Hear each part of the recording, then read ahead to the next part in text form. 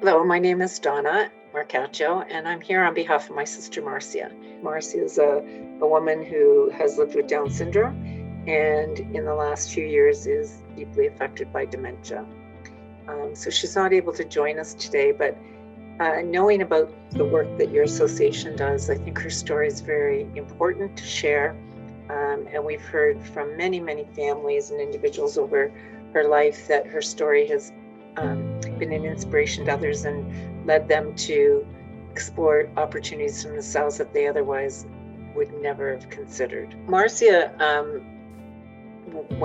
was born at a time when there was no inclusion in typical schools, and she went to a segregated system. And when she was in the senior program, the teachers were really encouraging my parents to get Marcia registered for the sheltered workshop. Marcia always said she was not going there and that she wanted to work with kids when she finished school. And so we tried to explore that for her. It was not met with a lot of open arms, as you can appreciate. This was in about the early 1980s. And Marcia probably had an appreciation for working with kids. One, because she was the fourth in a family of 6 children. And secondly, she used to accompany me a lot when I babysat for different families, particularly for a neighbor who had a number of small children. And so she would often accompany me to that. So it made sense that she would see that as a viable way of spending her adult life. And so as I said, we didn't really find too many opportunities at the front end. So out of desperation for using her time, she did register and attend a program with one of our service providers that was to help people with disabilities. It was like a work assessment program. And she went there, and it was something she didn't it sounded really good at the front end, but after a few weeks, she didn't want to go anymore. And then she came home one day and she was told to bring soccer ball. And we thought, soccer ball? Anyway, long story short, after about 6 weeks, I contacted the program manager and asked, we expected an interim assessment report by now. And the person really hesitated in responding to me. And her comment was, we can't do the assessment because Marcia's not cooperative. That really threw me, because the biggest inspirations Marcia's been to me is in the area of just being so easygoing and, taking life as it is and not being flustered by things. So I found this a bit odd.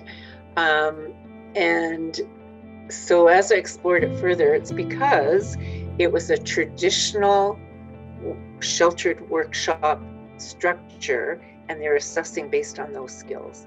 So her job was to pack shoe polish containers, and which she was able to do very competently, very quickly. So to sit there and do that all day, she just was very resistant. She wasn't interested in this. And so when I pushed about, we were expecting this to be a much more forward-thinking assessment and so on. The response I got was, young people like Marcia cannot expect to work in the regular workforce.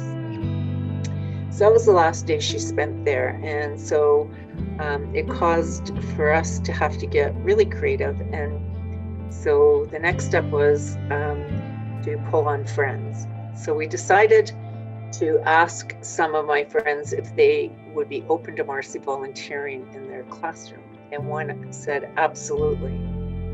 So she started volunteering, and a year later, Bill 82 came into effect, which was the legislation that required all school boards to provide opportunity for education for all children.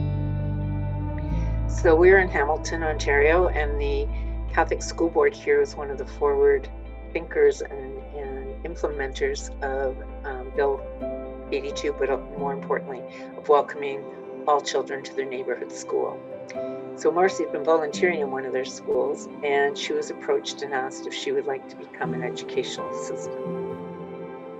And she was very excited. So they modified the role a little bit to be able to accommodate her.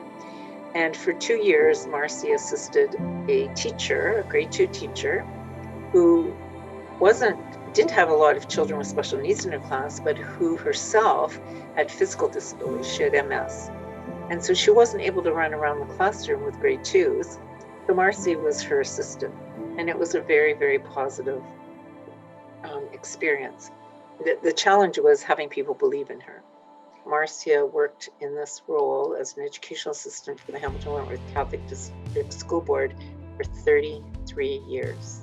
At one point in her career, she was transferred from elementary school to high school.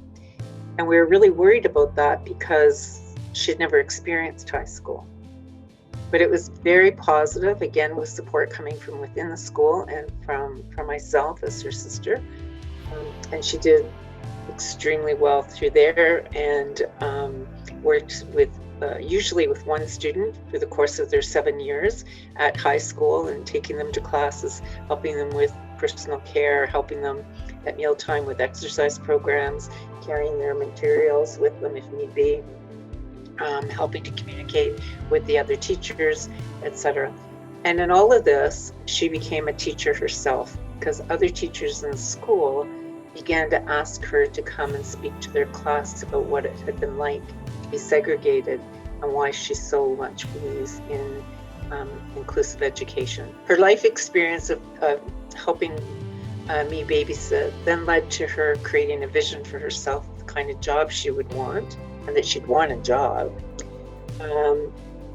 Then using Family Network to volunteer, and volunteerism leading to work, and work leading to learning opportunities, and her developing other roles such as becoming a teacher within the school informally, and having an income, and having a network of friends who have become so important in her life, not only while she was working, but now that she is struggling with memory and physical well-being, etc.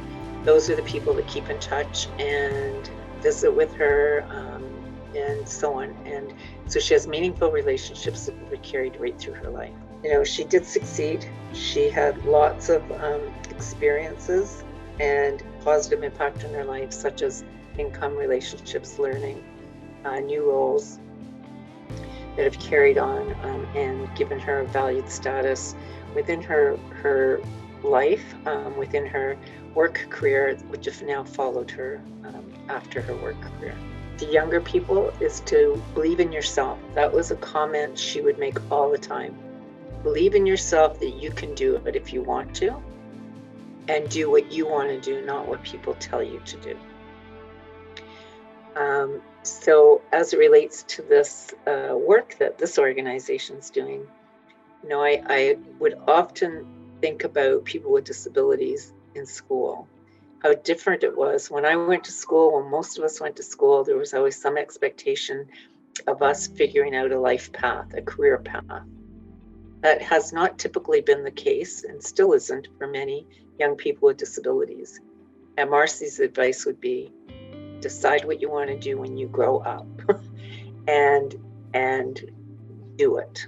Find a way to do it.